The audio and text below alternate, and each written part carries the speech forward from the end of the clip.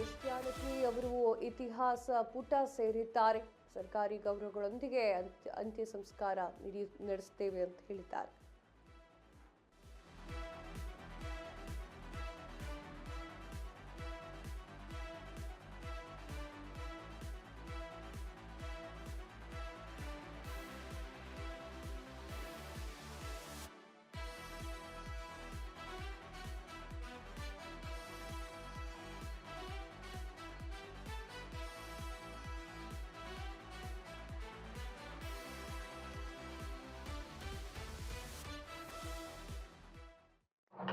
ಅಪ್ರತಿಮೆ ನಾಯಕಿ ಗಾನಕ್ಕೆ ಹೋಗಿಲ್ಲ ಅಂತೇಳಿ ಹೆಸರು.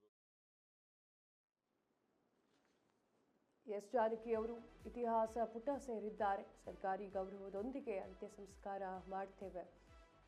ಬೆಂಗಳೂರಿನಲ್ಲಿ ಡಿ.ಕೆ. ಶಿವಕುಮಾರ್ ಅವರು ಹೇಳಿಕೆಯನ್ನು ನೀಡಿದ್ರು. ಜಾನಕಿ ಅವರ ಹೆಸರು ಅಜರಾಮರ ಇರುವಂತೆ ಮಾಡ್ತೀವಿ, ಚಿತ್ರರಂಗದ ಜೊತೆಗೆ ಮಾತನಾಡ್ತೇನೆ ಅಂತ ಹೇಳಿ ಸಿಎಂ ಡಿ.ಕೆ. ಶಿವಕುಮಾರ್ ಅವರು ಹೇಳಿಕೆಯನ್ನು ನೀಡಿದ್ದಾರೆ. ಏನು ಹೇಳಿದ್ರು ಕೇಳಿಸ್ಕೊಂಡು ಬನ್ನಿ. ಅಪ್ರತಿಮೆ ನಾಯಕಿ ಗಾನಕ್ಕೆ ಹೋಗಿಲ್ಲ ಅಂತೇಳಿ ಹೆಸರು ಪಡೆದಂತ ಜಾನಕಿ ನಮ್ಮ ಜೊತೆ ಇಲ್ಲ. 50 ವರ್ಷಗಳ ಕಾಲ ನಮ್ಮ ಸಿನಿಮಾ ರಂಗಕ್ಕೆ ಎಲ್ಲ ಭಾಷೆಯಲ್ಲೂ ಕೂಡ ಅವರು ಸೇವೆಯನ್ನು ಮಾಡಿದ್ದಾರೆ. ಒಂದು ನನಗೆ ಆಶ್ಚರ್ಯ ಏನಂದರೆ, ನಿನ್ನೆ ಅವರ ಕುಟುಂಬದವ್ರ ಹತ್ರ ನಾನು ಮಾತಾಡಿದೆ. ಫೈನಲ್ ಹೈದರಾಬಾದಿಂದ ಕಳೆದ 2 ವರ್ಷದಿಂದ ಬಂದು ಬೆಂಗಳೂರಿನಲ್ಲಿ ಮೈಸೂರಿನಲ್ಲಿ ಅವರು ವಾಸವಾಗಿದ್ದರು. ಸೊ 40,000ಕ್ಕೂ ಹೆಚ್ಚು ಹಾಡುಗಳಿಗೆ ಅವರ ಧ್ವನಿಯನ್ನು ಕೊಟ್ಟಂಥ ಏಕೈಕ ನಾಯಕಿ. ಆ ಕುಟುಂಬದ ಕೇಳಿದೆ, ನಿಮಗೆ ನಾನು ಚೆನ್ನೈಗೆ ಹೋಗಬೇಕು ಅಂದರೆ ಅಲ್ಲಿ ಕಳಿಸ್ಕೊಡ್ತೀನಿ, ಇಲ್ಲಾಂದ್ರೆ ಹೈದ್ರಾಬಾದ್ಗೆ ಹೋದರೆ ಅಲ್ಲಿ ಕಳಿಸ್ಕೊಟ್ಟು ಏರ್ ಲಿಫ್ಟ್ ಮಾಡಿಕೊಡ್ತೀನಿ ಅಂತೇಳಿ. ಅವರಿಲ್ಲ, ನಮ್ಮ ಅಜ್ಜಿದು ಕೊನೆ ಆಸೆ ಮೈಸೂರಿನಲ್ಲೇ ಇರಬೇಕು ಅಂತೇಳಿ ಇಲ್ಲಿಗೆ ಬಂದರು ಅವರು ಅಂತೇಳಿ. ಸೊ ನಾನು ಸರ್ಕಾರದ ಗೌರವ ಜೊತೆಲಿ ಇವತ್ತು ಸುಮಾರು ಮಧ್ಯಾಹ್ನದವರೆಗೂ ಕೂಡ ನಮ್ಮ ಅಂತಿಮ ದರ್ಶನಕ್ಕೆ ಅಲ್ಲಿ ಮೈಸೂರಿನಲ್ಲಿ ಅವಕಾಶವನ್ನು ಮಾಡಿಕೊಡ್ತಾ ಇದ್ದೀವಿ.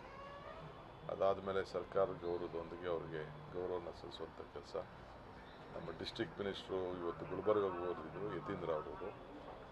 ಅವ್ರಿಗೆ ನಾನು ರಿಕ್ವೆಸ್ಟ್ ಮಾಡಿದೆ, ನೀನು ಕ್ಯಾನ್ಸಲ್ ಮಾಡಿ ಆ ಗೌರವನ ಸಲ್ಲಿಸುವಂಥ ಕೆಲಸ ಮಾಡಬೇಕು ಅಂತೇಳಿ. ಅವರು ಅಲ್ಲಿ ಭಾಗವಹಿಸ್ತಾ ಇದ್ದಾರೆ.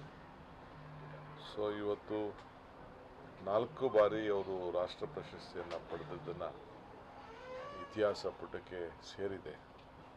ಸೊ 33 ಬಾರಿ ವಿವಿಧ ಪ್ರಶಸ್ತಿಗಳನ್ನು ಅನೇಕ ರಾಜ್ಯಗಳು ಇವತ್ತು ಅವರಿಗೆ ನೀಡಿದೆ. ನಾವು ಕೂಡ ಕರ್ನಾಟಕ ರಾಜ್ಯೋತ್ಸವ ಪ್ರಶಸ್ತಿಯನ್ನು ಕೂಡ ಕೊಟ್ಟು ಅವ್ರಿಗೆ ಗೌರವವನ್ನು ಸಲ್ಲಿಸಿದ್ದೇವೆ. ಸೊ ಇಂಥ ಒಬ್ಬ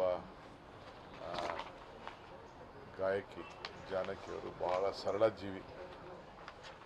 ಯಾವುದು ಕೂಡ ಅವರು ಲತಾ ಮಂಗೇಶ್ಕರ್ ಯಾವ ರೀತಿ ಅವರ ಸರಳತೆಯನ್ನು ಕಾಪಾಡ್ಕೊಂಡು ಬಂದರು, ಆ ರೀತಿ. ಸೊ ನಮ್ಮ ಭಾಷೆ ಮೇಲೆ, ನಮ್ಮ ನೆಲದ ಮೇಲೆ, ಮೈಸೂರು ಮೇಲೆ ಅವರು ಕೊನೆಯ ಉಸಿರಿನಲ್ಲಿ ಇಟ್ಟಂಥ ಪ್ರೀತಿ ಇದೆಯಲ್ಲ, ನಮಗೆಲ್ಲರೂ ಕೂಡ ಅತಿ ಹೆಚ್ಚು ಗೌರವನ ತಂದಿದೆ. ಸೊ ಅವರು ಮೊದಲನೇ ಹಾಡು ಮತ್ತು ಕೊನೆ ಹಾಡು ಹಾಡಿದ್ದು ಮೈಸೂರಿನಲ್ಲೇ. ಅದು ಕೂಡ ಭಾಳ ವಿಶೇಷವಾದಂಥ ವಿಚಾರ. ಸೊ ಅದರಿಂದ ಅವರ ಪ್ರೀತಿಗೆ ಗೌರವ ಕೊಟ್ಟು ನಾನು ನಮ್ಮ ಜಿಲ್ಲಾಡಳಿತಕ್ಕೆ ಏನು ಮಾರ್ಗದರ್ಶನ ಕೊಡಬೇಕು, ಅವ್ರಿಗೆ ಯಾವ ರೀತಿ ಅಂತಿಮ ಗೌರವನ ಸಲ್ಲಿಸಬೇಕು. ಸಂಪೂರ್ಣ ನ್ಯೂಸ್, ಇದು ನೊಂದವರ ಧ್ವನಿ.